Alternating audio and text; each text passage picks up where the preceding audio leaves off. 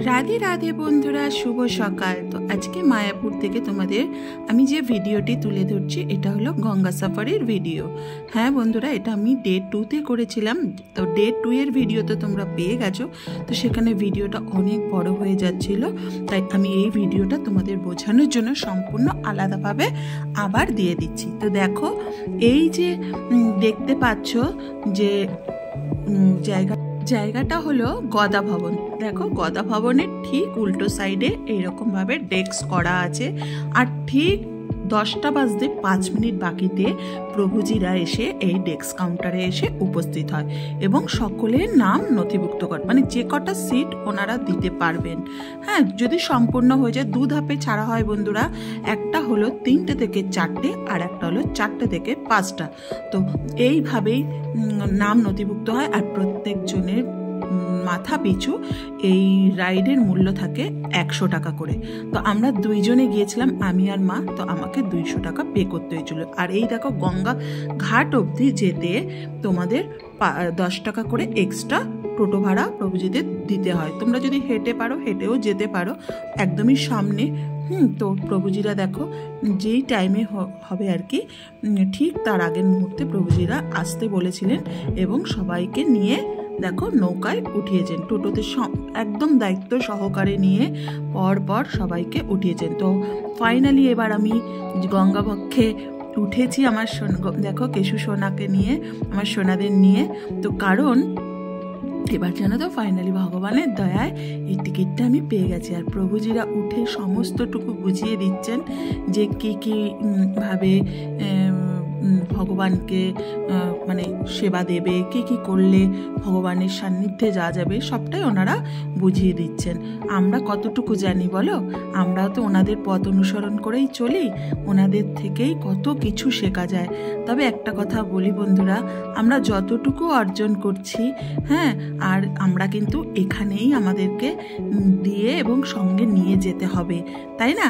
যদি তোমরা প্লাস যদি সব সময় পূর্ণ কর্ম করতে থাকো, সেটা প্লাসের দিকেই যাবে। আর যদি একবার ভাবো না একটু করে নিই, আবার মা গঙ্গায় ডুব দিয়ে সম্পূর্ণটা নিজেকে শুদ্ধ করে নেবো, তাহলে কিন্তু প্লাস মাইনাস তো মাইনাসই দাঁড়ায়, তাই না? সেটাই প্রভুজিরা কিন্তু সুন্দর করে বুঝিয়ে দিচ্ছেন। আর আমার তো ভীষণ ভালো লাগছিল কথাগুলো শুনে। আর একটা কথা বন্ধুরা, জানো তো, এই যে মা গঙ্গা এখনো কিন্তু আমাদের জন্য বাহিতমান। হ্যাঁ, কোন দিন হয়তো ইনিও লুপ্ত হয়ে যাবে, যেমন সরস্বতী নদী কিন্তু একদম লুপ্ত হয়ে গেছে।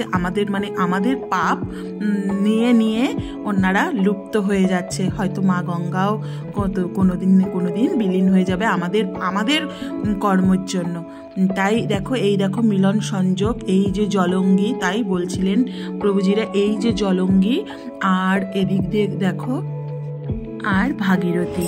হ্যাঁ, এই যে জলঙ্গি নদী আর ভাগীরথী নদীর যে মিলন সঙ্গম, এই গঙ্গা নদী থেকে এই তিন মুখে প্রভুজিরা কীর্তন করতে আমাদের দেখো পুষ্প অর্পণ করিয়েছিলেন এবং সকলকে বলেছিলেন যে মনে মনে সবার কামনা বাসনা জানাতে।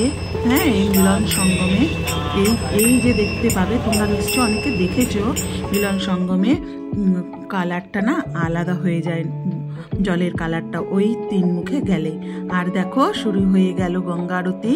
হ্যাঁ, ধূপকাঠি, হ্যাঁ, ধূপ কর্পূর, হ্যাঁ, সব দিয়ে একের পর এক এত কাছ থেকে মা গঙ্গাকে আরতি সকলের উদ্দেশ্যে সকলের নাম নিয়ে করিয়েছেন প্রভুজিরা। এত সুন্দর লেগেছে বন্ধুরা এই বাতাবরণটা। এবার মায়াপুর না গেলে মায়াপুরে গিয়ে এই জিনিসটা যে উপলব্ধি করেছি, মায়াপুর না গেলে ভুল করে বলে ফেলছিলাম, মায়াপুরে গিয়ে যে এই জিনিসটা পেয়েছি, এটাও যেন আমার কাছে আরেকটা পরিপাওনা। দেখো, সবার লাস্টে পুষ্প দিয়ে আরতি করেছে, আর প্রত্যেককে জানো তো, প্রভুজিরা প্রত্যেককে আরতি আশীর্বাদ দিয়েছে। দেখতে গঙ্গা আরতি দেখে দেখো এবার ফেরার পালা। হ্যাঁ, আমি আবার মায়াপুরে ফিরে আসছি। সকলে মন্দির দর্শন করো। আর এই প্রভুজিও কত সুন্দর করে গান শোনাচ্ছেন।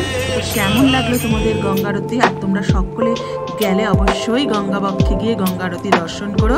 সকলকে বলছি রাধে রাধে।